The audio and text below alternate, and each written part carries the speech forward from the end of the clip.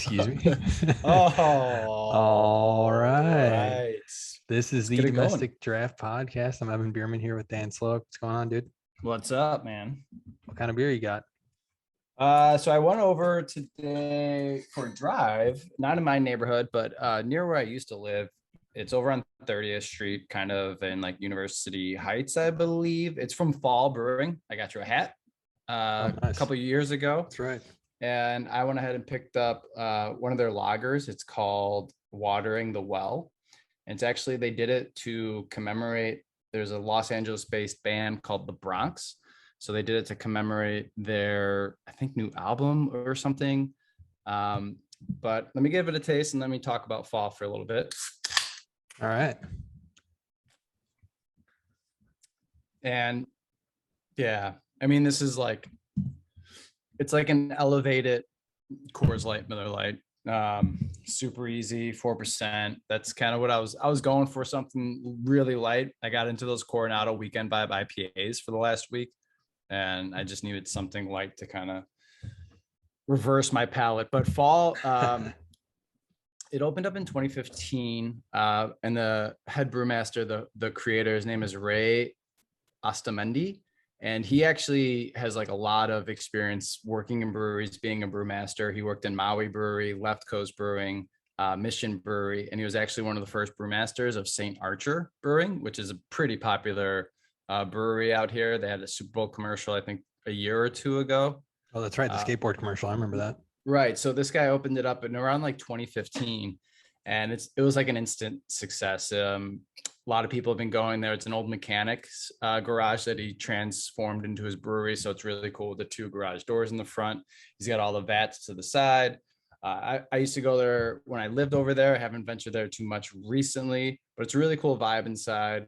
Yeah, it sounds like They, an awesome atmosphere. yeah, food trucks rolling up. But as for the beer, I mean, it got a 3.6 on Untapped. Again, it's called Watering the Well from Fall. Really easy, kind of like an elevated Miller Coors Light in that regard. Yeah.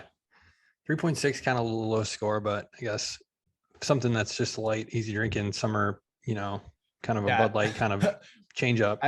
I saw one of the comments on Untapped is like, there's no flavor in this beer. But if you like pickup trucks and this is probably your beer, like probably poking fun at like, drinking Bush Light or whatever. Yeah, some of the people that go on Untapped, I'm not going to say Untapped is like the end all be all of reviews. We talk about it every time on here, but take it with a grain of salt, because I think the people that go on there, same type of people that go on Yelp and review restaurants and stuff, it's like such wild cards. You don't really know.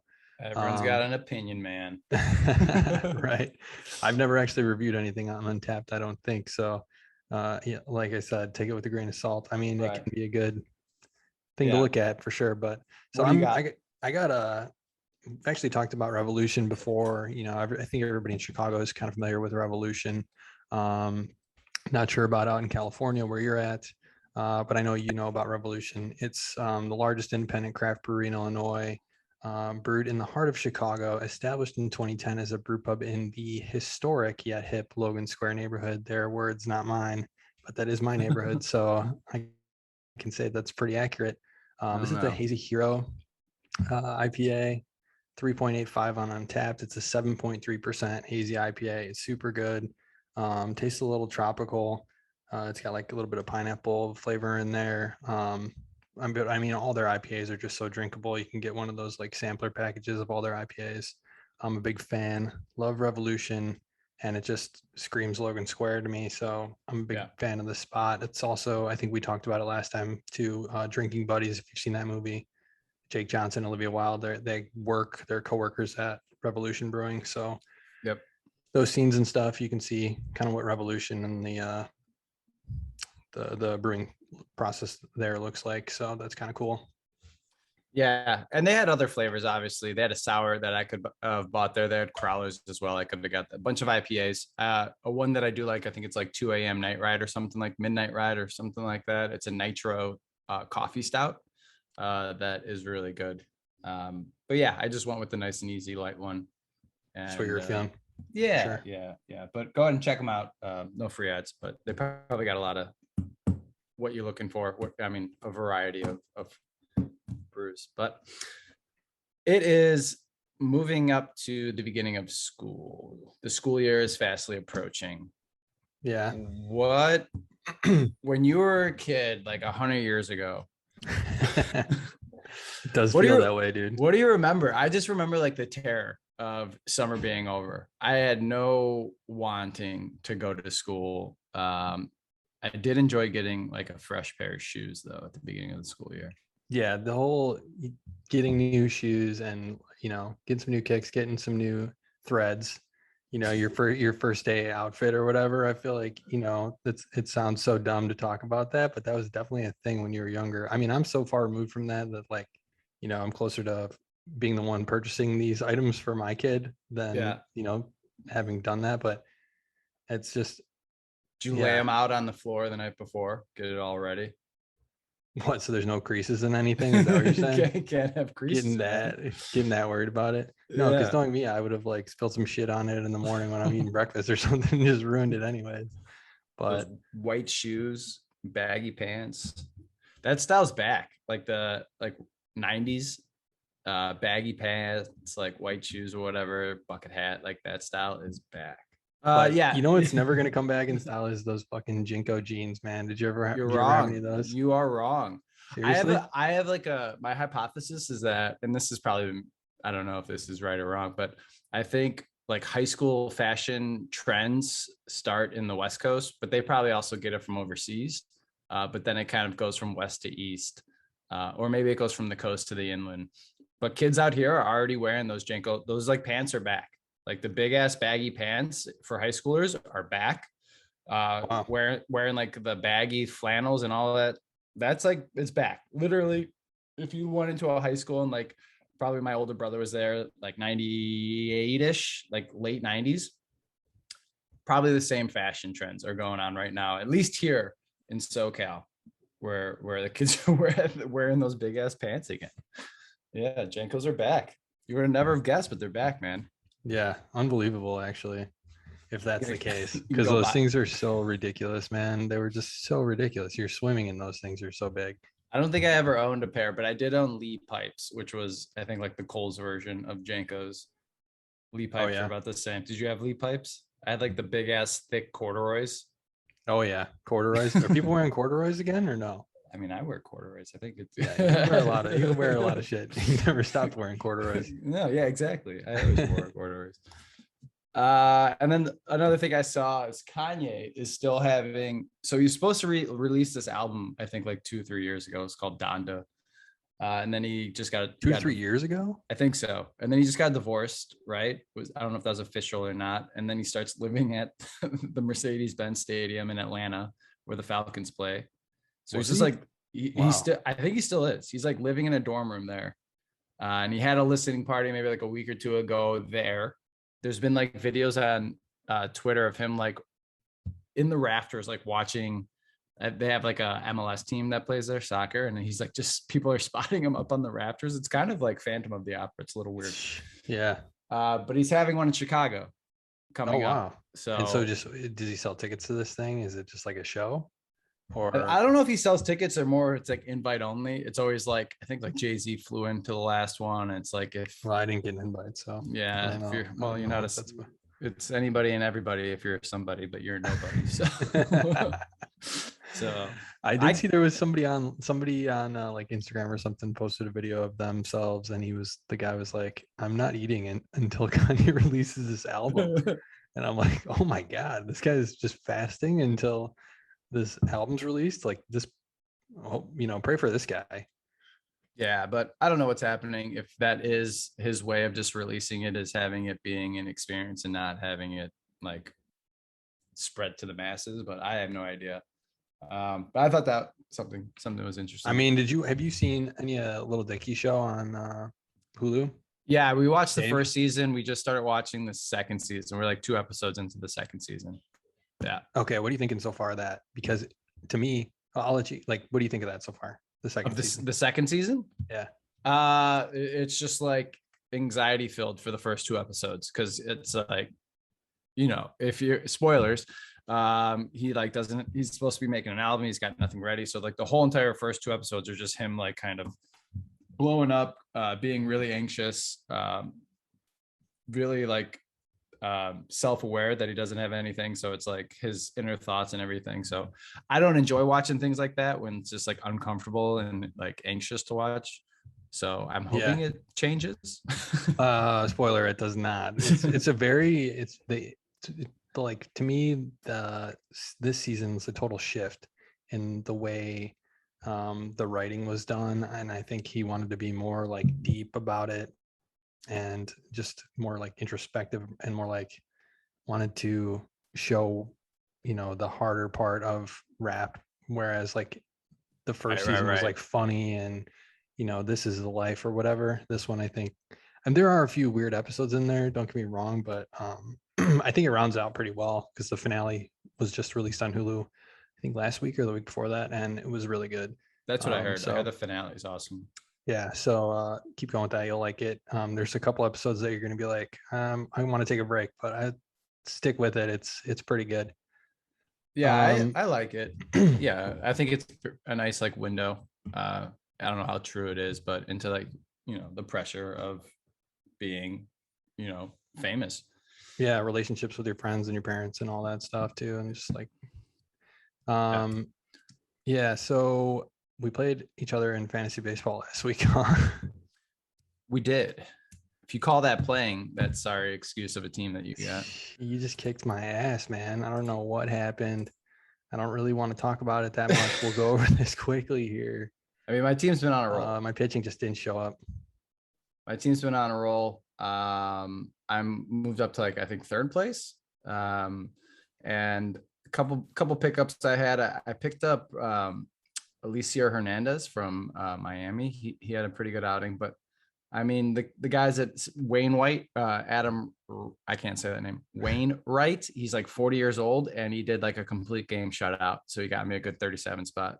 Yeah, that was insane. He's been insane though all year. Yeah. Like he's like a top 30 player, so he's been crazy, killing Yeah, it. But he's been a beast. Hendricks screwed me. I got a negative like 14 points from him from that outing the other day. Only went 4 innings, 11 hits, 9 runs. It was just brutal. And he's supposed to, he's one of my better pitchers, so that was tough to see. The Field of Dreams game went on. That was awesome. I that don't know was really cool. if you watched any of that. Yeah, it was the most watched regular season game in like the last, what is it, 16 years or something like that. Like it's been a long time, and they said that was pretty. So that was pretty cool. It was really fun to watch and see like Kevin Costner and stuff. And Yeah. I loved watching that. And the Cubs are playing next year, which is going to Yeah. be cool. If they had a few better players to put out there, it might be the Frank Schwindel show. Yeah, you're not pumped to go see Schwindel next year? I mean, Walking right out of the now, cornfields. dude, right now, I'm pumped to watch Schwindel. I mean, this guy's fucking 15 games in. He's hitting 373, 4 bombs. Here we go. He's a stud. Use your next Brian LaHare, Matt Merton. Buy a jersey. He is the next Brian LaHare for sure. I mean, he's 29 already. That's where we're at. Yeah, I mean, 2 years in the league. Yeah, this is where we're at again. Yeah, these guys for like 2-3. I mean, I was a huge Mike Olt guy. Remember when the Cubs got him from I believe the Rangers? I'm like, because he was one of those guys that was hyped up as a prospect. Yeah, going to be top good. prospect. We saw him at spring training, and he was ripping homers in spring training. We're like, all right, this guy is going to break out. He's going to be the hot corner for the Cubs. Sucked. Brian LaHare was an all-star for the year. He was. And then we traded him, right? We traded him that year. Yep. I bought a shirtsy. I was a big Brian LaHare fan. That was right about the time when they had Rizzo coming up too. So they were just riding that out until Rizzo got there. Yeah. But Schwindel's, he was up in 2019 for Kansas City, it looked like, for 15 at bats, 067 just wasn't hitting. They just got rid of him. And then came up for Oakland this year, 8 games, didn't do shit, sent him down. Cubs snagged him, and now he's just been tearing it up. 373. What is going on? Wheels are gonna fall off this. Yeah, so I know. fast. Like, what are you doing?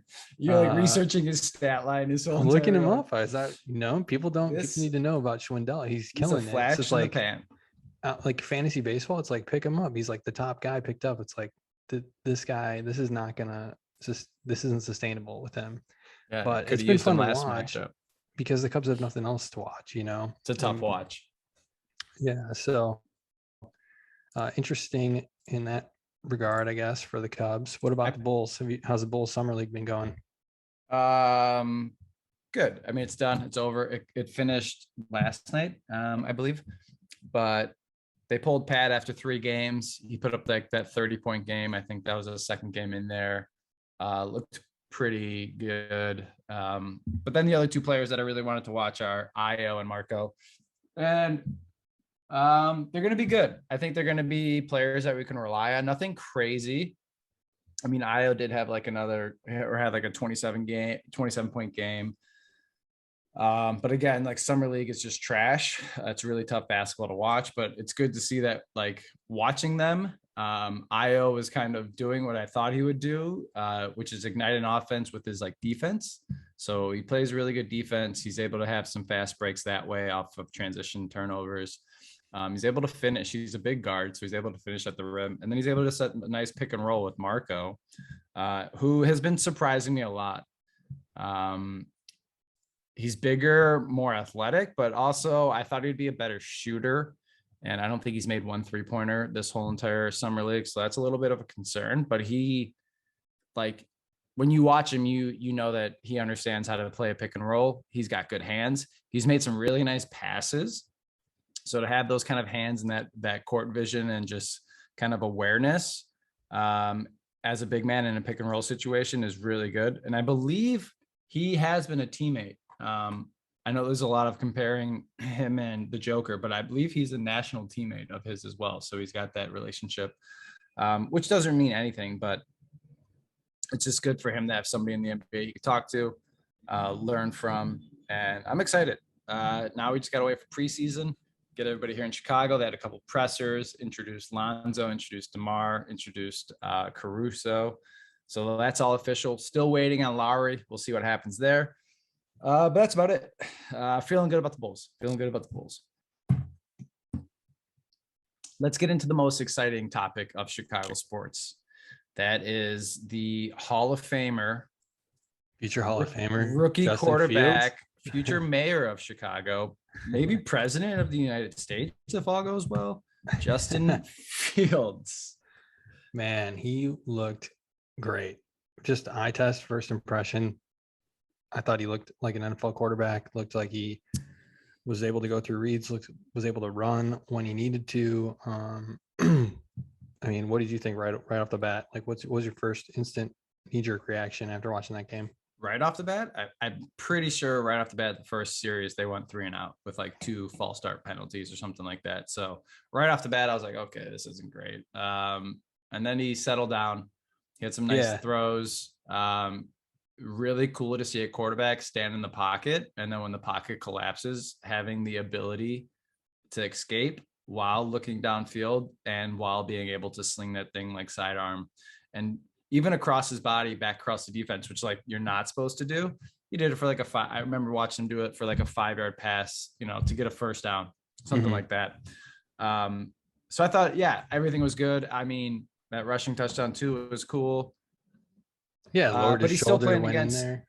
Yeah, he's you still know? playing against. Miami didn't play any of their first team defenders. Basically, their whole secondary they didn't play. So the starters went against the second team. That means our second string Fields went against their third string, basically. So I mean, it is what it is. It's still preseason. Hub Arkish, a beat writer for the Bears, had a quote today saying that Justin Fields is the 3rd best quarterback on that roster as of right now. Yeah, that is just insane. That is so stupid. Saying as of right now, the 3rd best quarterback, which I don't know. What is he? Grab. What is he getting at? Is he getting at like awareness, how to play the position? Because obviously, skill wise, natural talent, he's the best. Mm-hmm. But is he seeing? I saw he threw an interception today. He was going against some of the ones today, threw a pick. Didn't see any of those. Like he looks amazing going against the ones today. So I think the reports today, at least from what I saw on Twitter, was that all the quarterbacks struggled today and that there was a lot of picks. But I mean, same as you right out of the gate, if you're talking about the first couple of drives with Fields, the first 3 straight drives went without a first down. One of the drives he botched a snap, fumbled, and was able to hold on to it, thankfully. But I was able to, I'm just like, okay, this preseason game, give him the whole game. Let's see what it looks like at the end of it. And some of those like passes, it wasn't his fault. I think some of those guys could have caught those. But what I was impressed with, like right away, was he got the ball with 40 seconds left in the first half, and I think they were on their own like 20 or 23, something like that. So it was a Right. long way to drive, and I'm like, this is the Bears. We never do this. We I thought we were never gonna knee it, get into you field know? goal range. Yeah, exactly, Yeah. exactly. And he drove us down there, got us in field goal range, and they kicked it. And I was like, man, this is like good to see. If we can do Mhm. this, like, and have a little bit of confidence that our quarterback at least has the capability to do something like this, like that's amazing. And then from there, in the second half, like you said, he was probably playing third stringers at that point, but I mean, he torched them, 17 straight points. That pass to Jesse James where he's just wide open downfield was awesome. Yeah, I mean, We're usually on the other end of those types of plays, yeah. but it's preseason, but it was just good. Like, had he sucked, then you're concerned, right? But Yeah. at this point, I'm not at all because he looked great. So I think let Dalton go out there, play a series or whatever, and then get Fields in there right away so that maybe he's seeing those first string, second string guys rather than third stringers, get him Yeah. some better competition the next time around. And I think this next game will be fun because they're playing Trubisky and the Bills. So I think that'll be That's cool. right. Which Yeah. I got a couple Bears QB stats here. Mitch Trubisky became the first Bears QB to pass for at least 3 touchdowns and no interceptions in a season opener in franchise history last year. So the first Bears QB, 3 TDs, no picks in a season opener. Like that doesn't seem that crazy to do that. He was the first Bears quarterback to ever do that. That's ridiculous that it took us that long to get to that point, and that it was Mitch that did it. Yeah. And the Bears have never had a 4,000-yard passer during the 16-game era, dating back 42 years to 1978. And I think they're the only team in the league that hasn't accomplished that. So that's awful. Bear I down. think, yeah, I think Fields could do it. I mean, he is the most impressive guy that we've had in there. I think, and I don't know, since Jay, all the hype that we had when we first got Jay. Right. So I'm excited about that. We'll see where it goes from here. Yeah. We'll see what he looks like this weekend.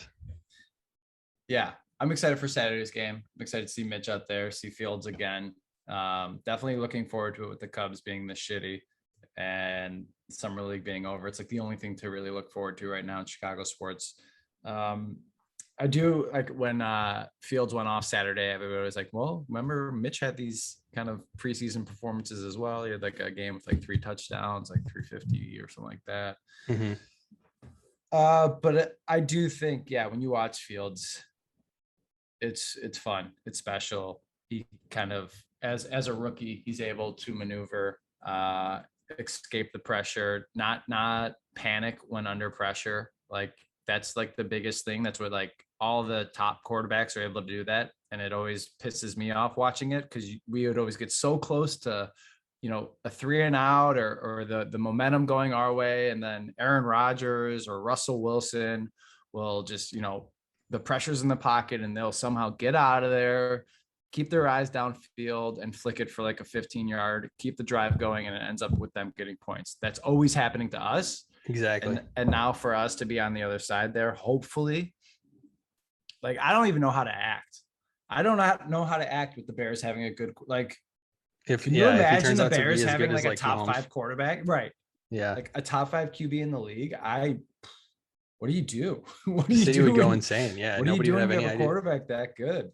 People pay like, I don't know, $400 for a ticket to go to the Bears now. I mean, like, imagine if they had like a stud quarterback and like they were 13-3 or 13-4 good. I can't imagine what ticket prices would go for and like how excited everyone would be. I think everyone's jacked up right now, but I think when this guy gets out there, maybe not this year, but next year when he's got a full year under him and he's a little bit more comfortable, maybe that he's just going to go off. But famously not going off is a guy named Kevin White, who the Saints just signed today. Oh, really? Yeah, they did. I know he got cut. He got cut. I didn't know he got signed. How does this guy keep getting That's offers? what I'm saying, dude. And the guy won't quit. I just love that he won't quit. He's been gifted so many chances. He's still only 29. He's not even 30 years old yet. The guy's been on like 4 different teams. I think the Bears, Cardinals, 49ers, and now the Saints. He's worked out for multiple other teams as well, but they didn't end up signing him. I just thought it was crazy that the Saints are picking him up. One, that maybe isn't a great sign for Michael Thomas, that they're just continuing to look for wide receivers because he's not going to be ready to start the season. But two, Kevin White was drafted in 20. I got a couple questions here for you. I want to see how close you can get to these. All right. Okay. Kevin White was drafted in 2015. He was considered one of the 2 best wide receivers in the class. He went pick 7 to the Bears. Who was the other wide receiver that he was? 2015. Yeah. Who was the other wide receiver? That everyone was like, these two, it's, it could go either way. It could be Kevin White or it could be this other guy. Dude, I don't know. Give me a school. Or a team. Alabama. Oh, is it Julio? No. Julio's been in the league for a while. Amari Cooper. Okay. Yep. That's how long it was ago. And imagine if we had gotten Amari Cooper, who,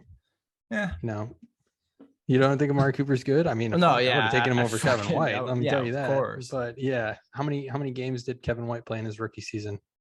I don't know, 5. 0. Okay, that's when he broke his leg. Something like that. Yep, something like that. So he's been in the league 6 years now. How many total receiving yards do you think he has? 212. That's pretty good. 285. Okay. 285 yards in 6 years. That's fucking incredible. He sat out the 2019 season, didn't play, but for the Bears, I mean, I think. Just give him props for still being in the league. Dude, it's ridiculous. He didn't play at all in 2015 when he was drafted. Then he fractured his fibula in 2016. So he's placed on IR after playing only 4 games for the Bears. Then in 2017, he's there for the season opener, fractures his shoulder blade after making only 2 catches for 6 yards. And then he's placed on IR again. So he's on IR fucking 3 years in a row. And then the Bears decline his 5th-year option. Obviously, he catches a pass, it says, in October. The Bears are trailing the Patriots 38-31 late in the game. White catches a 54-yard Hail Mary pass from Mitch Trubisky as time expires, but he stops 1 yard short, ensuring a Bears loss. It's just like, this guy just screwed us one more time on his way out the door. Signs with the Cardinals, released right away. He sits out 2019, then he signs with the 49ers. I mean, the guy's just like been around and it keeps getting chances, and it's just incredible. Good for him. He's going to turn it around. What a career that is. This is the year. Is that a 30 for 30 worthy career or no? I don't think so. I don't know. We'll make it. We'll put it into production. Yeah. But I just thought that was insane that he was getting signed again. Props to him. Oh, Tim Tebow got cut. Pour one out. And the Bears made some moves as well. They picked up Jason Peters. Yeah, he's old. But that's not good for Tevin Jenkins or right. I mean, our offensive line is going to be scary bad. Yeah, offensive tackle Jason Peters, 39 years old. That's insanely old. And maybe at the very least, you're hoping that he mentors these guys a little bit. I mean, we got a couple of young guys. I think we're going to need him out there. He's definitely going to play. He's definitely going to play. If Jenkins is still not practicing with that back injury. Yeah. He's too young to have that bad of a back. That's brutal.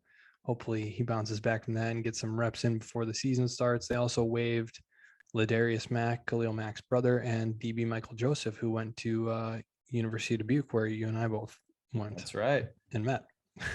Yeah. So he was like what? You said he was like 27 already? He was an old. Yeah, like 26, something like that. Michael Joseph. Yeah, I think he came out from Dubuque. I think when I was watching the game, Adam Amin, who was announcing the game, who is also the Bulls announcer, gave like a factoid about him. I think he was like maybe like 150 pounds going into his senior season or something like that, and then put on some muscle. And I think he was only playing right now at like 180, 190. So he's a really small guy. Obviously, Dubuque's D3. So just a cool story for him to be on the roster, see him play 1 preseason games, but hopefully he finds another team. Yeah, for sure. Pretty cool to see him out there. I don't know. Ladarius Mack, I didn't really see much of him. So yeah, not a huge loss for the Bears unless that pisses Khalil Mack off. Justin Hardy was also released. Not a big deal. I don't think he was going to make any kind of impact, but I'm waiting to see if they release Mims because he sucked in the game. Yeah. And he's reportedly sucked in practice. He's been dropping everything. So I'd be surprised if he's still on the roster by the end of, the end of preseason. The one interesting thing that I wasn't aware of by watching the game, again, probably Adam Amin, guy's awesome. Riley Ridley and Justin Fields were on Georgia together when Justin Fields was on Georgia before Ohio State. So he goes way back with Riley. I saw them like playing catch when he was getting ready to go in on the sideline. I wonder if that relationship or chemistry can somehow keep Riley Ridley on the team. Because I know we've all kind of been waiting. He's Calvin Ridley's brother. He went to SEC football, big time receiver. If he's going to be somebody, now's the year to kind of do it. So we'll be watching him this coming Saturday when we play Buffalo. Yeah, that'll be interesting to watch for sure. I really just want to see Fields throwing to Robinson, man. I would love to see him get a series with Mooney and Robinson just to see what that looks like. Some of these balls that he's throwing that are drops and they don't look great, but when you get a receiver that actually gets some separation, do those look better? And it'd be nice to kind of get that visual. Yeah. So we'll keep an eye on that as far as the upcoming game goes. Cool. That's really all I got. Yeah. Looking forward to Saturday. Yeah. Set your watches. Is it another noon game for you? Is it another noon game for Central Time? I'm not sure. All right, we'll figure that out.